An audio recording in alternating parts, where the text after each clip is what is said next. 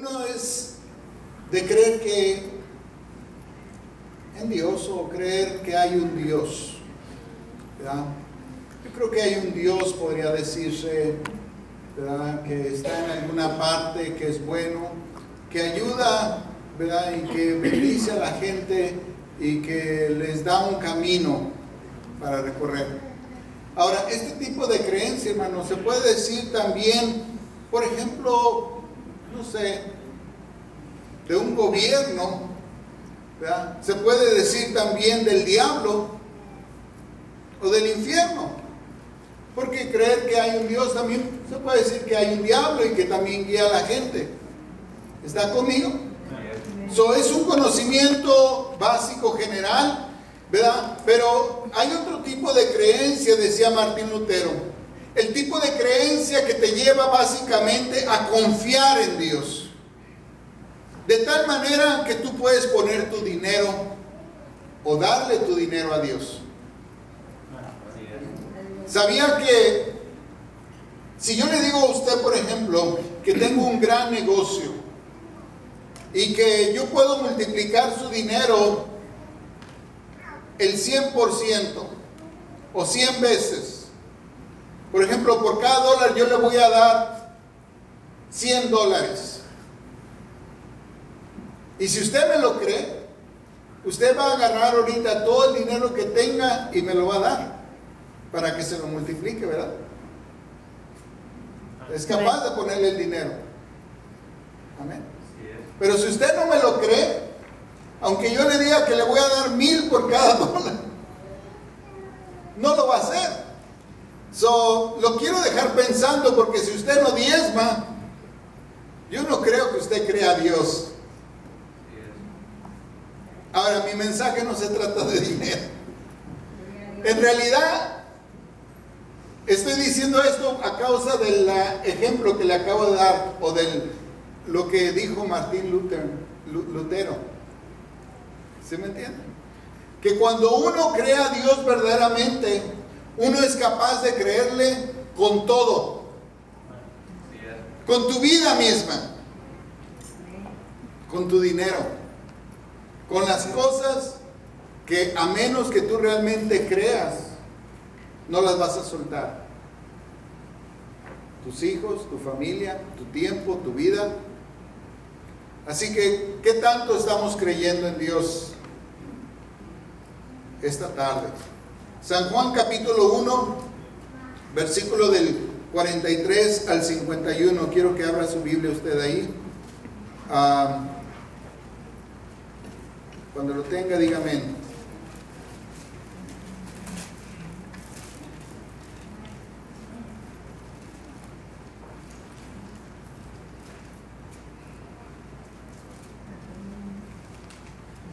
Aleluya.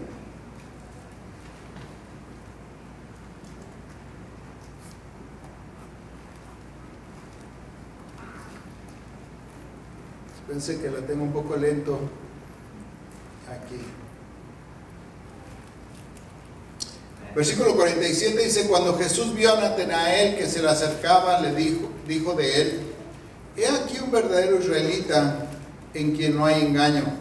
Le dijo Natanael: ¿de dónde me conoces? Jesús le respondió: antes que Felipe te llamara, cuando estabas debajo de la higuera, te vi.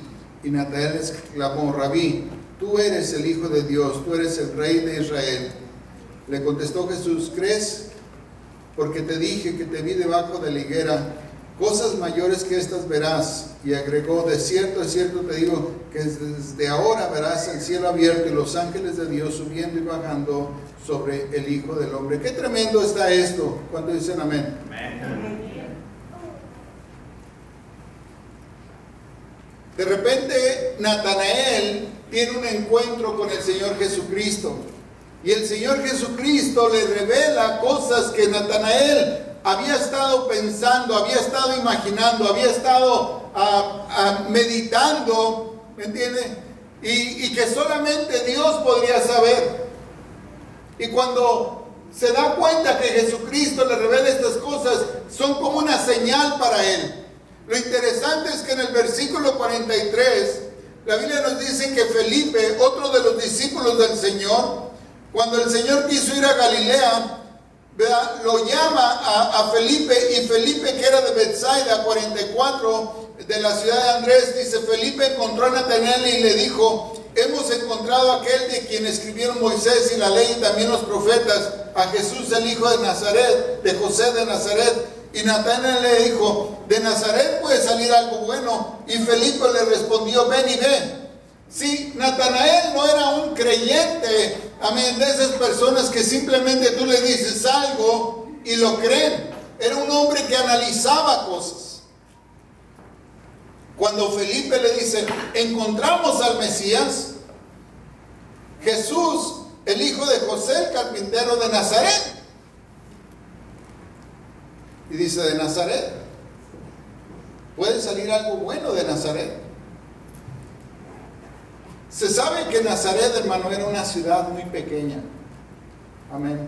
Apenas hoy están encontrando unos pequeños rasgos de dónde estaba situada, de hecho, la ciudad. Era una ciudad tan sin importancia.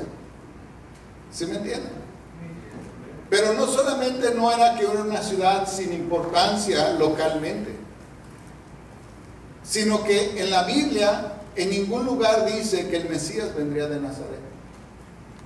Dice que sería nazareno, que es totalmente diferente.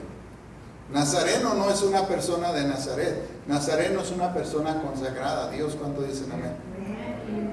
Así que cuando Felipe le dice a Natanael: hey, encontramos al Mesías, y es de Natanael, su reacción lógica es: las escrituras no hablan de ninguna parte que el Mesías viene de Nazaret. Es un hombre que conoce la escritura, que razona la escritura, y que sin embargo lo vemos que cuando se encuentra con Jesús, de repente tiene una conexión celestial. Y uno se pregunta por qué. Bueno,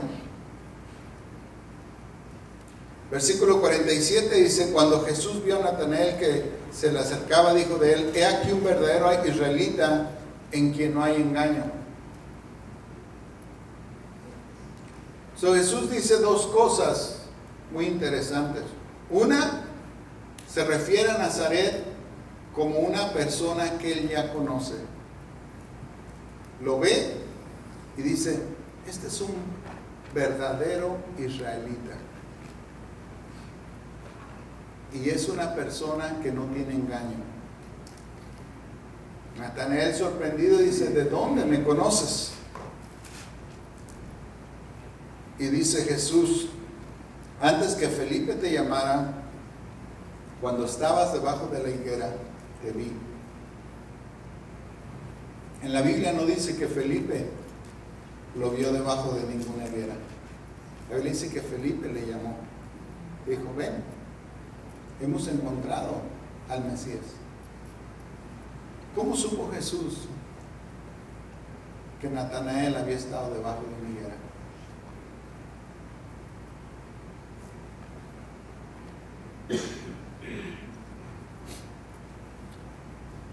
¿Cómo sabe el Señor cosas de nosotros?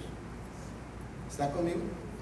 ¿Le sorprendería a usted que el Señor de repente apareciera y empezara a decirle cosas de usted que Él sabe, que nadie más sabe sino solamente usted y Él?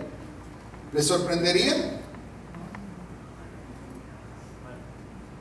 Ahora, cuando el Señor llama a Natanael, dice que él es un verdadero israelita y es un hombre de un carácter intachable, que no tiene engaño. Pero no siempre, hermano, el Señor llamó hombres así. Por ejemplo, tenemos la historia de Jacob. Jacob era todo lo contrario de Natanael. Dice la palabra de Dios que él era un suplantador. ¿Cuánto dicen amén?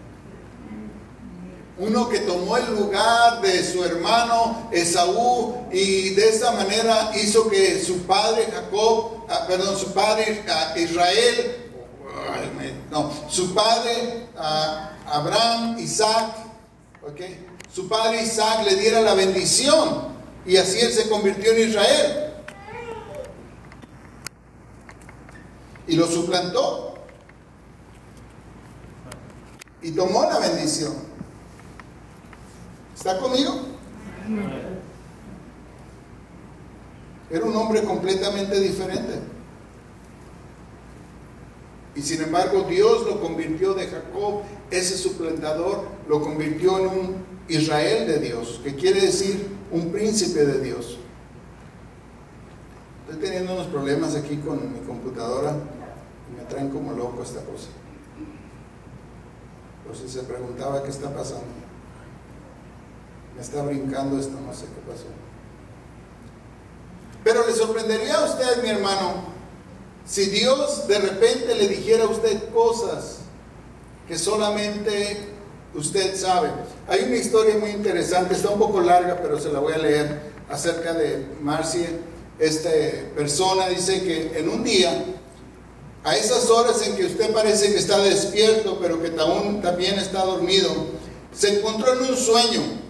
Y en ese sueño estaba ahí enfrente de un cuarto muy grande, donde no había algo en especial, sino que había simplemente pequeñas como índices, como tarjetas índice enfrente, como en una gran librería donde estaban todos los títulos de este autor y estaban en orden alfabético. Ahí estaban todos estos archivos a través de toda la pared y parecía que no tenían fin en cada dirección. Se veían diferentes uno de los otros. De repente se empezó a acercar a ver a los archivos y de repente le llamó la atención uno que decía las chicas que me gustaban. Abrí ese archivo y empecé a mirar a través de ellos y de repente lo cerré. Me di cuenta que estaba mirando los nombres escritos por mis propias manos. Y sin que nadie me hubiera dicho, de repente ahí estaban, en ese cuarto que no parecía tener vida, los archivos como un catálogo crudo y rudo de un sistema de toda mi vida. Ahí estaban escritas todas mis acciones de cada momento, grandes y pequeños, con todos detalles, explorando en todo este contenido. Cuando empecé a leer algunos de esos archivos, muchos de ellos me trajeron gozo, dulces memorias. Otros me trajeron un sentido de vergüenza y de arrepentimiento tan intenso que de repente empecé a mirar hacia los costados para ver si alguien más estaba mirando. Empecé a mirar los archivos y había este archivo de los amigos que tuve y otros de amigos que traicioné. Y los títulos iban desde lo mundano hasta lo más absurdo, libros que he leído, mentiras que he dicho, consuelo que he dado a las personas, bromas en las que me reí. Algunas eran tan chistosas en su exactitud, cosas que yo les grité a mis hermanos, nombres que yo les puse. Otras que no podía reír realmente, cosas que yo les hice en mi enojo, cosas que murmuré bajo mis labios hacia mis padres. Había uno que decía, y no cesaba yo de sorprenderme en el contenido. De repente, entre todas estas muchas cartas, tarjetas, de repente parecía que nunca iban a terminar, y había tantas cosas ahí que yo quisiera que hubieran terminado. Ahí estaba un volumen completo de mi vida que había vivido y esto me sobreponía. ¿Podría ser posible que yo hubiera tenido el tiempo de escribir en mis 20 años de vida todas y cada una de estos miles y millones tal vez de tarjetas? Pero cada tarjeta estaba confirmando esta verdad. Cada una estaba escrita con mi propia mano y cada una tenía al final mi nombre y mi firma. Y cuando empecé a buscar las tarjetas, miré unas que estaban marcadas canciones a las que yo escuchaba. Y me di cuenta que estas tenían grandes contenidos. Las tarjetas estaban empacadas rectamente y algunas parecían de 2 o 3 yardas de largo. Y no encontraba el fin de este archivo. Finalmente lo cerré con vergüenza y no tanto por la calidad de música que escuchaba. Entre más y más el tiempo pasaba, y me di cuenta que cada archivo representaba lo que cada archivo representaba. Y cuando llegué a ese archivo que decía los pensamientos lujuriosos que tuve, me sentí un frío que recorría mi cuerpo, y jalé el archivo un poquito nomás, como una pulgada, no queriendo ver la realidad de su tamaño. Jalé una tarjeta y temblé en el momento al ver el contenido. Me sentí enfermo de pensar que cada momento había sido grabado y escrito. Como un animal me sentí que estaba siendo perseguido. Sin embargo, un pensamiento dominaba mi mente. No debe nadie de ver estas tarjetas. Nadie debe de ver este cuarto. Tengo que destruirlo. Entré en un frenzy insano y empecé a empujar los archivos. El tamaño no importaba. Yo tenía que vaciarlo y tenía que quemar todas esas tarjetas.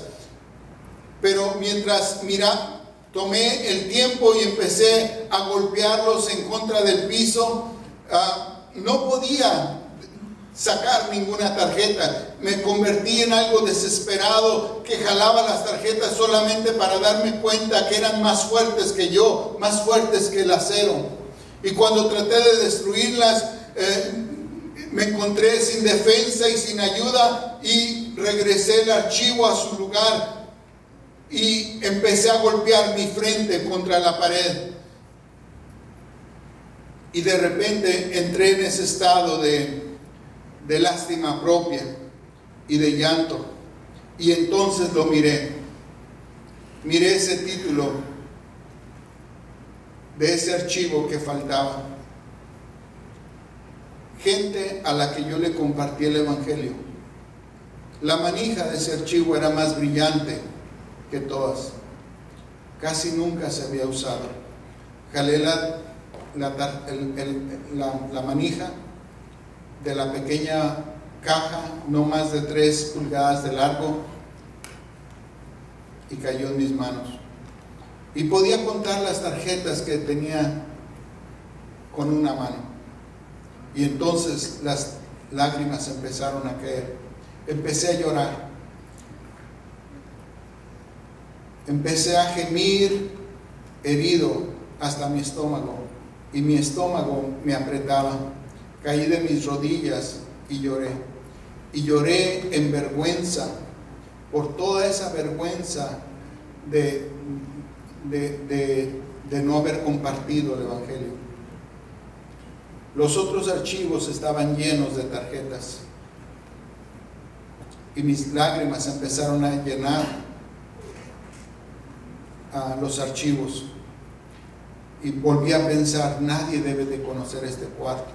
Yo debo de encerrarlo y debo de esconder la llave. Y me empecé a limpiar las lágrimas, y de repente sentí que estaba ahí. Y dije, no, que no sea él, no aquí, por favor. Que nadie venga, menos Jesús. Y de repente empecé a verlo a él, que se acercó hacia los archivos y empezó a leer las tarjetas. Y no podía yo entender, no podía yo soportar, mirar la respuesta. En esos momentos no podía yo levantar mi rostro para ver su rostro.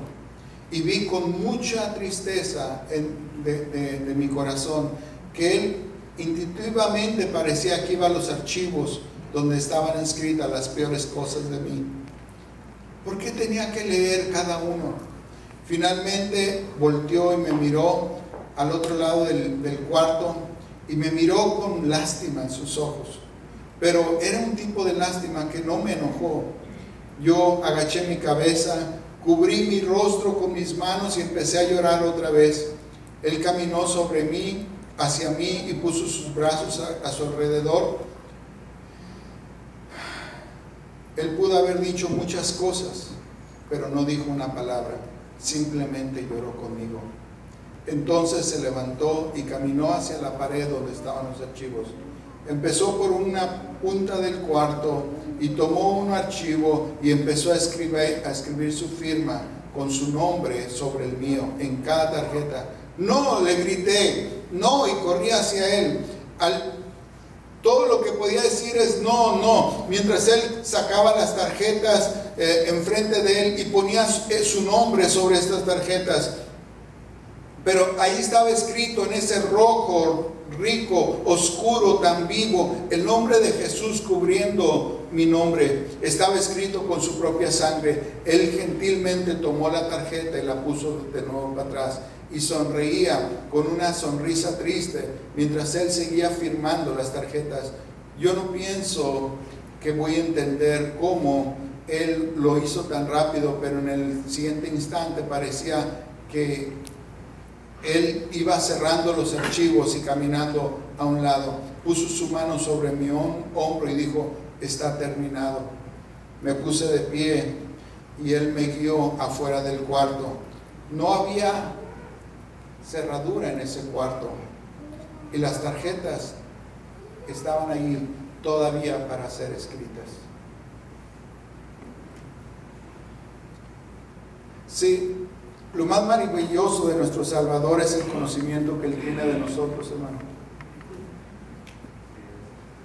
Pero déjeme leer una cosa: lo más maravilloso es que Él ya nos ha perdonado y que hoy podemos cambiar nuestra historia.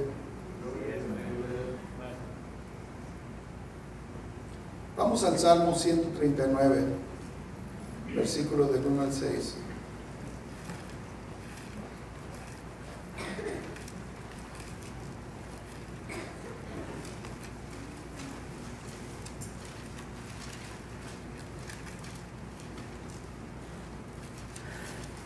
Dice Jehová: tú me has examinado y conocido, tú has conocido mi sentarme y mi levantarme.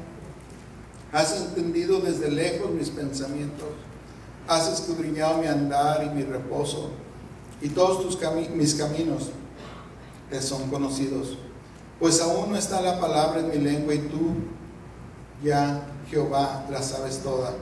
Detrás y delante me rodeaste, y sobre mí pusiste tu mano.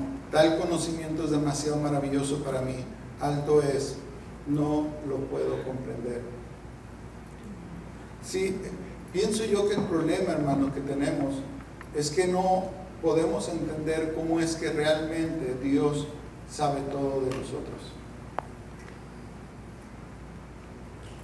Y déjame decir una cosa más: y si Él realmente sabe todo de nosotros, ¿cómo es que de todas maneras nos ama? Él te ama. Y ¿sabes qué? A pesar de que somos como somos, Él murió por ti y por mí. Eso es aún más maravilloso. ¿Está conmigo?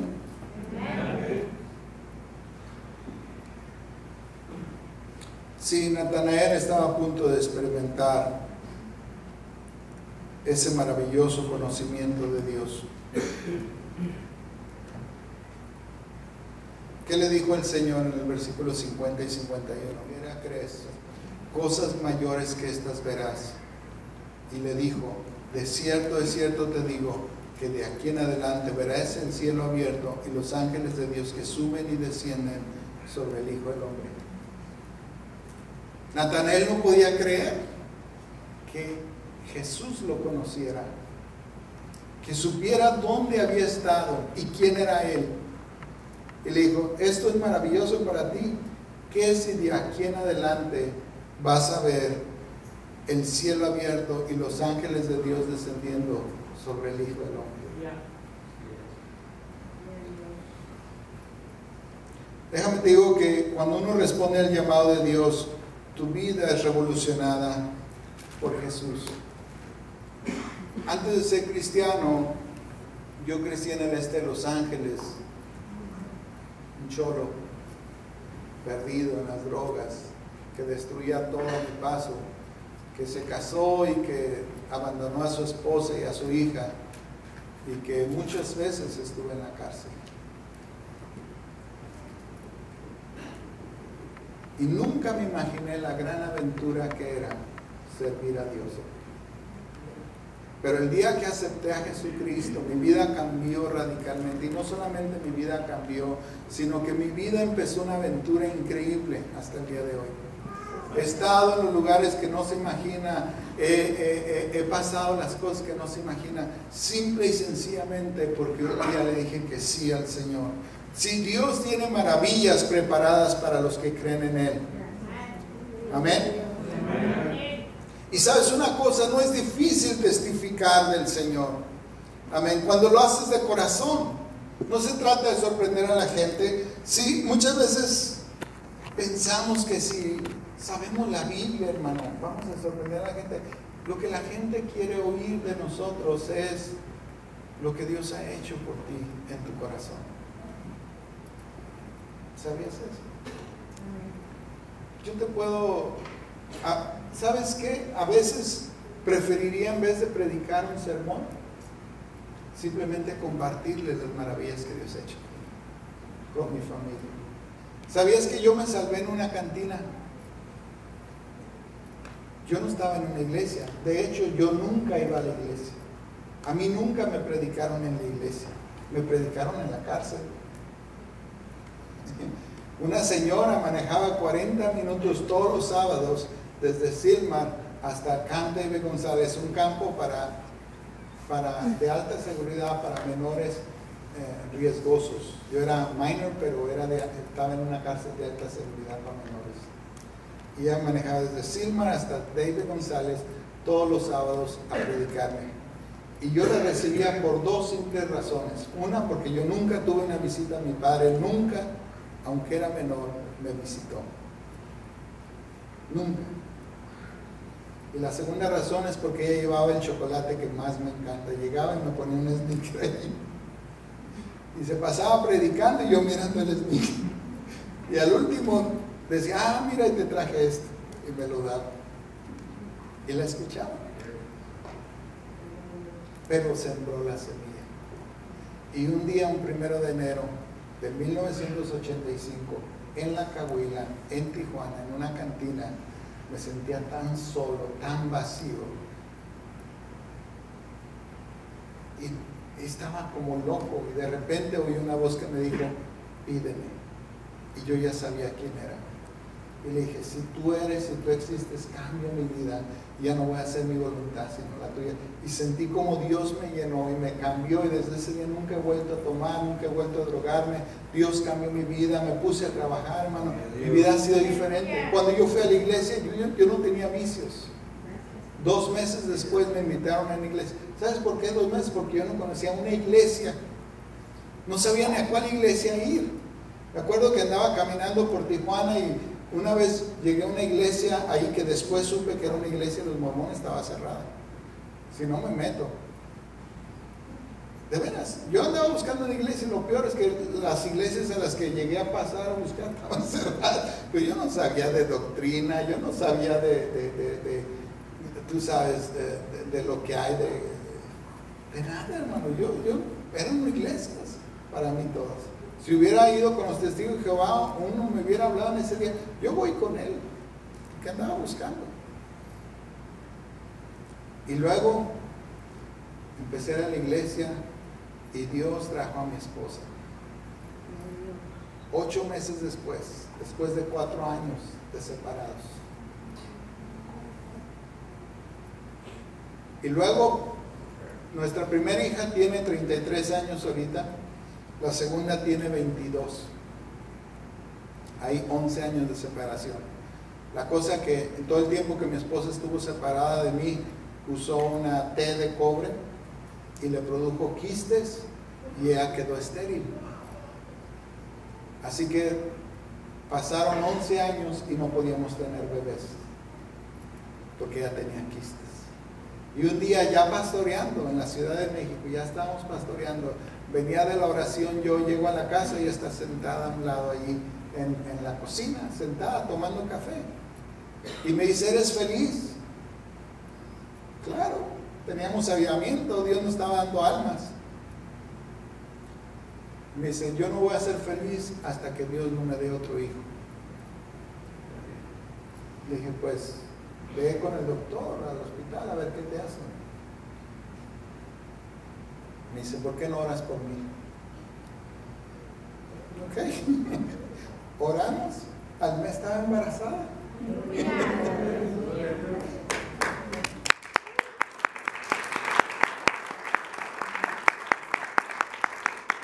Y he orado por muchas hermanas que están estériles y Dios las ha sanado, por si acaso. Y de repente ya nomás la miraba y se embarazaba, hermano. Se vinieron como chorro. Y de repente, un día nos llaman para irnos de misioneros a Ecuador. Y teníamos que venir, estábamos ya en Tijuana, ya no estábamos en México, estábamos asistiendo a la iglesia en Tijuana y me dice el pastor, dice, bueno, pues tienes la cita en la Embajada de Ecuador en el Distrito Federal, ¿por qué no te vas con esta pareja? Se van en carro desde Tijuana hasta Piedras Negras, Coahuila. Son como 50 horas por todo Chihuahua, así. Ahí en Chihuahua ya hay un local, ya hay una casa, haces un avivamiento, los dejas como pastores, los estableces. De ahí te vas a Monterrey, predicas 3 días. Y de Monterrey te vas a México y predicas otros 3 días. Y mientras estás en México, vas a la cita a la embajada para que te den las visas para Ecuador. ¿Sí? Así que nos vamos, mi esposa, yo voy adelante, el hermano adelante, su esposa y mi esposa atrás. Ese viaje de 50 horas y luego Monterrey y luego México, mi esposa embarazada 3 meses. Cuando llegamos a México, al otro día vamos a la embajada temprano en Polanco. Y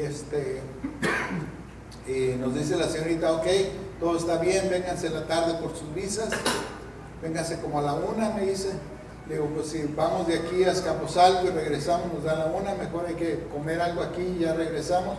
Nos metemos a un restaurante, cuando nos metemos a un restaurante mi esposa empieza a sangrar. Bolas así rojas, se le estaba viniendo el niño. Todo el viaje había hecho su efecto. Y enfrente del hospital, enfrente del restaurante ahí en Polanco había un hospital, una clínica privada. Mandaron traer una enfermera, un doctor, vinieron, la atendieron ahí en el baño del restaurante. Luego vinieron, la llevaron a una camilla, le hicieron exámenes, viene el doctor, me dice, es un aborto, si no le sacamos el niño ya puede morir también. Sáqueselo. No queda más. Empiezo a ver, la empiezan a preparar, empiezo a ver el hospital, estamos en Polanco, en el DF. Se me ocurre, le pregunto a una señorita, ¿cuánto cuesta el aborto? Estaba más de $1,000 y pico. En 1995. Le dije, yo no tengo ese dinero. Digo, no podrían hacerle el aborto en otro lugar. Me mandan a entrar la ambulancia. La ambulancia está buscando un hospital para unos indigentes que no traen dinero, que le hagan un aborto, y nadie, ningún hospital, ni de la Cruz Roja, nos querían aceptar. Y ya la tenían ahí acostada en la ambulancia y nosotros afuera esperando, orando, el pastor de la iglesia de México y yo. Eso de la 1 de la tarde en el radio le contestan al de la ambulancia y le dicen que en Naucalpan, en el Estado de México, hay un hospital que va a recibir a mi esposa para hacer el aborto.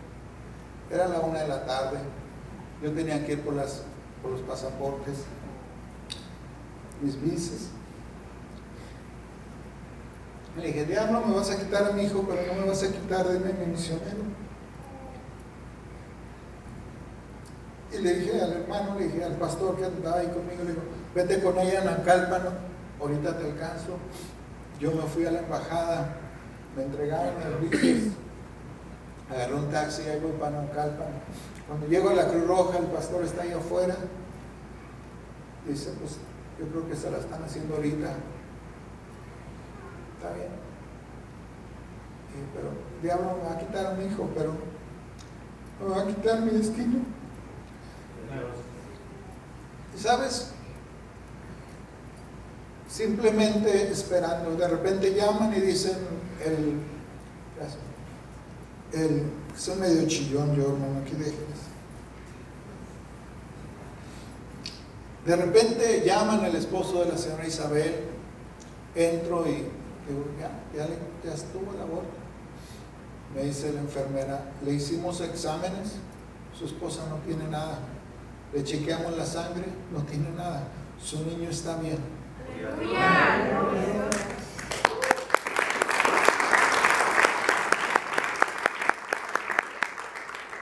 Yo había visto los pedazos de útero, de sangre así, las bolas que le habían salido a mi esposo.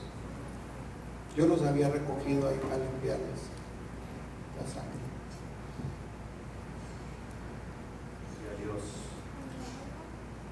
Mi hijo hoy se llama Gamaliel, que quiere decir recompensa de Dios. Nos fuimos a Ecuador de misioneros y mi segunda niña, la que nació de la oración, se llama Joy, quiere decir gozo. Ella tenía 4 años, nació en el 93, nos fuimos en el 96 a Ecuador. Tenía 3 años, ¿ya? 3 años, chiquita, apenas podía caminar y nace el Gami allá en Ecuador. Y un día vamos a un evangelismo y vamos en un autobús y mi esposa va cargando a Joy de 3 años, yo voy cargando al Gami que está recién nacido y mi hija mayor va adelante. Entonces vamos en el autobús, de esos autobuses grandes, y yo bajo del autobús. Hay esos reguiletes, ¿cuántos han visto esos reguiletes que ponen para contar a la gente, ¿verdad?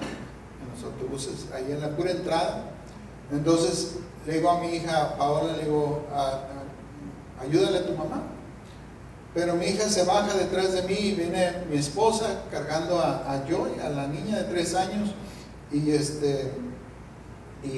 traía la mochila de las tetas y los pañales y eso, y se atora. Cuando se atora, entonces el chofer lo que hace es que le da el jalón a la palanca y ella estaba atorada y la avienta para abajo con la niña de cabeza desde el autobús, desde el último piso. La niña cae, se golpea la cabeza, mi esposa cae, le cae encima. Yo nomás oí un golpazo. Yo iba caminando así, nomás oí un golpazo. Y levanto a mi esposa, levanto a mi hija estaba como una muñequita de trapo. Inmediatamente empezó a vomitar, a defecar sin control, su cuerpo no tenía ningún movimiento. Como un muñequito de trapo, su cabeza se le hinchó, una bola así se le creció. Inmediatamente agarramos un taxi, nos fuimos al primer hospital. Nos dijeron que el hospital del niño estaba en huelga. Así que nos fuimos al primer hospital que había en Guayaquil. Imagínate, solos, sin familia, en Sudamérica, sin conocer a nadie, haciendo la voluntad de Dios.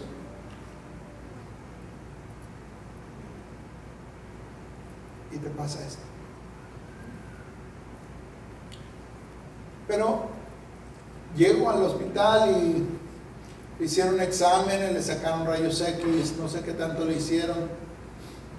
De repente, como a las 2 horas, una enfermera viene con mi niña, todavía como un trapito. Me dice, señor, su niña está en un retroceso mental, puede quedar vegetal o puede morir, no podemos hacer nada, llévesela. Que la agarro a mi hija, ¿qué voy a hacer? Agarro el taxi, me voy a otro hospital. La examinan, le hacen esto, le hacen aquello. A la hora, 2 horas, viene la enfermera y me dice, su niña está en un retroceso mental, puede quedar vegetal o puede morir, llévese. ¿A dónde? De repente salgo y le digo al taxista, ¿me puedes llevar a un hospital? No es que hay muchos hospitales allá, hay como 3 o 4 nomás. Y de repente cierro los ojos y digo, Dios, si tú quieres que yo tenga una niña vegetal o que mi hija se muera, está bien.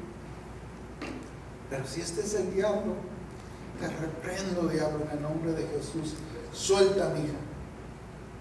Y le digo al taxista, llévame a donde sea. Dice, pues creo que en el hospital del niño están atendiendo emergencias. Están en huelga, pero están atendiendo emergencias. Llévame para allá. Llegamos al hospital del niño, llego yo con los papeles.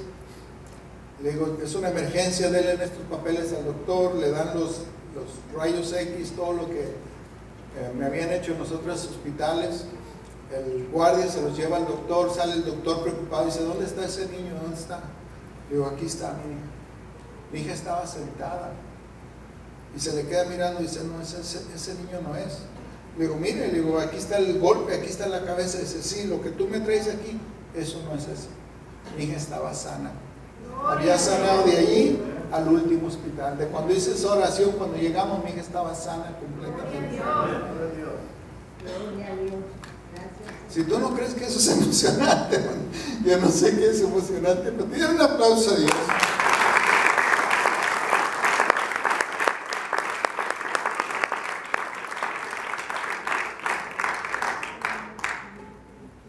Como te digo, me podría pasar horas y días contándote testimonios de cómo Dios nos libró, cómo Dios nos ha sanado, cómo Dios nos ha ayudado, cómo gente ha salvado en la cárcel, hermano. Me hicieron chaplain de la cárcel allá, que salvó el peor de los que tenían por ahí. Pero testificar, como dije, no es difícil cuando lo haces de corazón y no con la mente. Perdón un segundo. ¿Por qué estoy diciendo esto? Porque quiero hablar de tu llamado, hermano. Y no se trata de sorprender a la gente. Se trata de guiarlos a la presencia de Dios. Cuando tú los guías, Él los atrae a sí mismo. Se trata simplemente de traerlos a veces a la iglesia una y otra vez hasta que Dios los toque. Dios es real. ¿Y cómo sé yo que Dios es real? Porque Él lo ha hecho conmigo. Una y otra vez. Felipe le dijo a Natanael, ven para que veas. Tú ven y ve, le dijo. Ven por ti mismo. Y eso fue suficiente para que Dios hiciera el milagro en Natanael. Sí, cuando Dios nos llama, hermanos, Dios nos llama con un propósito. Por ejemplo, Samuel, ya no voy a leer la escritura, 1 Samuel capítulo 3, del 1 al 6. Pero todos sabemos la escritura, la historia de este joven que fue también un pedido de su madre. ¿Se acuerdan? Y que su madre lo consagró en el templo para que sirviera con Elí. Y cómo él llegó un día, mientras estaba allí en el templo sirviendo, un día Dios le habla, le dice, Samuel, Samuel, y él cree que es el sacerdote y va y le llama y le dice, me llamaste, aquí estoy. Y dice el sacerdote, yo no te llamé, y vuelve a dormir y otra vez Dios lo llama y se levanta Samuel y va a ver a Elí, y Elí le dice, no, yo no te llamé. Entonces Elí entendió que era Dios, y cuando dice, si te vuelve a llamar, dile, heme aquí, aquí estoy. Samuel tenía de 13 a 16 años cuando Dios lo llamó, hermano. Era un joven nomás, pero su país estaba en una oscuridad total. El sacerdocio en la iglesia estaba menoscabado. Dios necesitaba un hombre que lo ayudara para traer una revelación de la palabra de Dios a su país, para libertarlos de los filisteos, para que intercediera por la nación, porque las oraciones no estaban siendo escuchadas, hermano, y empezar a Dios a bendecir a esa nación. ¿Sabías que tu vida, hermano, puede ser también con propósito? ¿Cómo está nuestra nación? ¿Cómo está tu país? ¿Sabías que una sola vida puede ser útil para toda la humanidad? Tal vez pienses, yo soy joven aún, o no se puede hacer nada, pero ¿sabes qué? Eso no depende de ti, depende de Él que nos llama. ¿Cuántos dicen amén? Amén. Este pastor, Paul Killian, pastor de la primera iglesia metodista de Houston, Texas, en 15 años de ministerio la iglesia creció de 2.500 a 6.000. Y cuando le preguntaron a él cómo consideraba el trabajo de su iglesia, él dijo: mi trabajo ha sido un trabajo de amor. Pero no muchos saben cómo empezó su ministerio. El pastor Paul, él era un creyente nomás en una iglesia. Y era también un exitoso hombre de negocios. Trabajaba en una compañía que hacían o embotellaban sodas, refrescos. Y dice que todo empezó cuando un día, y le dijo: ¿cuántos años tienes, Paul? Él dijo: 30. Y el pastor le dijo: cuando te pares delante del Señor y te pregunte qué hiciste por Él aquí en la tierra, le vas a responder que hiciste agua con azúcar. Él se sorprendió. Él no esperaba que su pastor le dijera eso. Que cuando yo me pare delante de Dios y me pregunte qué hice por Él, le voy a contestar que hice agua con azúcar. Dijo: sí, porque dime, ¿qué estás haciendo por Él?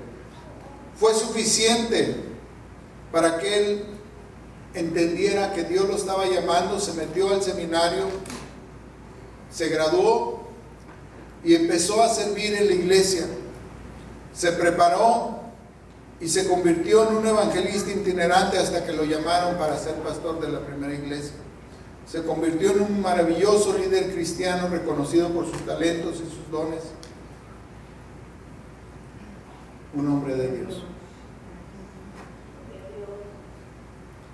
Hermano, tu llamado es un llamado divino y nunca vas a saber de qué eres capaz hasta que no lo intentes. Sabes, hoy en la mañana oí algo muy interesante acerca de esta escritura que dice que Dios no nos va a dar o permitir que pasemos más de lo que podemos soportar. ¿Cuántos han leído esa escritura? Y cuando los cristianos estamos en problemas, te dicen: no te preocupes, hermano, que Dios no te va a permitir que pases más de lo que tú puedes soportar, ¿verdad? ¿Y sabías que eso es mentira? Sí, es mentira, hermano, porque si Dios no nos deja pasar problemas más allá de nosotros mismos, ¿cómo vamos a crecer? Sí, si a mí me hubieran dicho de qué se trataba el ministerio, si a mí me hubieran dicho que un día yo iba a tener que pararme con mi hija de 3 años en una encrucijada y decir: Señor, si esta es tu voluntad de Dios, que se muera, que se muera, que se quede enferma, lo acepto. Si un día me hubieran dicho, yo no puedo hacer eso.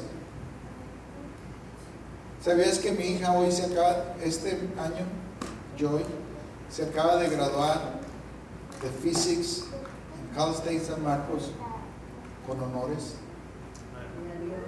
Y se va a ir a estudiar una maestría a San Diego State University, Nanotechnology Engineering. Una niña que se golpeó el cerebro tan brutalmente y que estuvo a punto de quedar vegetal, y que hubiera estado así de no ser porque Dios me dio de alguna manera la fuerza, el entendimiento de retar al diablo en su cara y decirle: si tú eres diablo, te reprendo en el nombre de Jesús. Decírselo en su propia cara.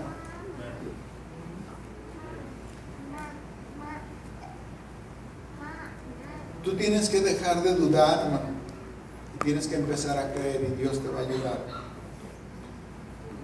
Finalmente quiero terminar con esto. Nos debemos a Dios. Muchos se preguntan, ¿por qué debo de servir a Dios? Bueno, la Biblia dice que fuimos comprados por precio. En Romanos, en el capítulo 6, dice la palabra de Dios: ¿acaso no sabes que éramos esclavos del mundo? Y que Cristo Jesús con su sangre nos compró para Él. Amén. Y que por el precio de sangre ahora somos esclavos de Cristo. Pero aquí está el truco. Somos esclavos, nos debemos a Él. Pero Él es tan hermoso que nos ha dado la libertad.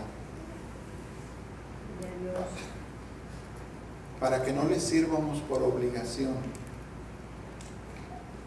Entonces, ¿por qué, pastor? Por amor. ¿Sabes por qué le sirvo? Porque me ama tanto.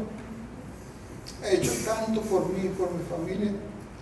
Yo no tengo otra forma de pagarle. Y no pagarle, sino agradecerle. Porque el que mucho se le perdona, mucho ama. Y es verdad. Yo no tengo otra forma de corresponder a ese amor tan grande, que haciendo lo mejor que puedo por Él. Si Él dio su vida por mí, porque yo no puedo dar mi vida por Él. Vamos a alabar a Dios, vamos a dar un aplauso a Dios de ese.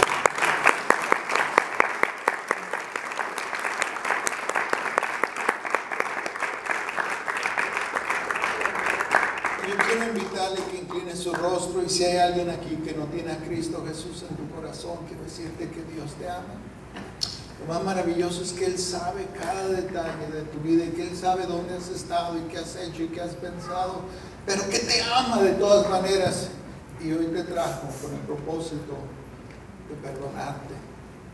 Y tú estás aquí y has sentido su amor, y tú dices: yo quiero, pastor, entregarle mi vida a Dios. O tal vez le diste la espalda y quieres volver a Él. Levanta tu mano rápidamente, levanta tu mano. Dios te bendiga. Levanta su mano, no la baje, déjela allá arriba. No le dé vergüenza. Dios le ama. ¿Hay alguien más? Alguien más que diga: pastor, yo necesito a Cristo. Desesperadamente necesito entregarle mi corazón a Dios. Necesito abrirle mi corazón al Señor. Tal vez hoy sea el último día, hermano, yo no sé. Pero Dios te está dando la oportunidad. Levanta tu mano. Cristo te ama. Yo hablé, hermanos, acerca del llamado. Ahorita vamos a orar por usted, hermano. Dios le bendiga. Puede bajar su mano. Yo hablé acerca del llamado de Dios para tu vida, hermano. Quiero decirte, quiero preguntarte cómo confías en Dios. Es muy fácil decir: yo creo en Dios, hermano, pero ¿le puedes confiar a Dios tu vida? ¿Le puedes confiar a Dios tu familia? ¿Le puedes confiar a Dios tu dinero? ¿Puedes confiar a Dios lo suficiente como para decir: heme aquí, Señor, envíame a mí? Lo que tú quieras de mí, Señor, heme aquí. ¿Confías así en Dios? Sabes, hermano, cuando uno toma esa decisión, yo sé que uno no se siente preparado. Yo no digo aquí, yo no estoy aquí para decirte que estoy preparado. No, hermano, pero cuando llegó el momento, Dios estaba ahí conmigo para ayudarme a tener victoria. Cuando llegó el momento, Dios estaba ahí, y Dios va a estar contigo. Todo empieza con una decisión. Si tú hoy le puedes decir: Dios, heme aquí. Aquí está mi vida. Úsame, Señor. Úsame como tú quieras. Úsame para lo que tú quieras. Y Dios va a estar contigo, porque Él ha dicho que Él va a ir contigo todos los días, y sus señales van a seguir contigo, y que Él no te va a desamparar, porque Él te ama. Sí, Dios sabe todo lo que hemos hecho en el pasado, hermano, pero en ese cuarto donde está escrito todo, todavía hay lugar para volver a escribir más cosas hermosas, de tu vida, como un hijo, como una hija de Dios. Yo quiero hacer una invitación, si tú sientes ese llamado de Dios, que salgas de tu asiento y que vengas aquí. No voy a pedir a alguien tal vez con el piano que toque algo suave, pero voy a pedirles, hermano, que tomemos un momento para responder al llamado de Dios. Y quiero pedirle al hermano que levantó su mano, venga para orar por usted, hermano. Vamos a orar. Vamos a orar. Dios está aquí, iglesia. Dios está aquí. Yo siento su presencia. Vamos a orar. Venga, iglesia, póngase de pie, salga de su asiento. Venga a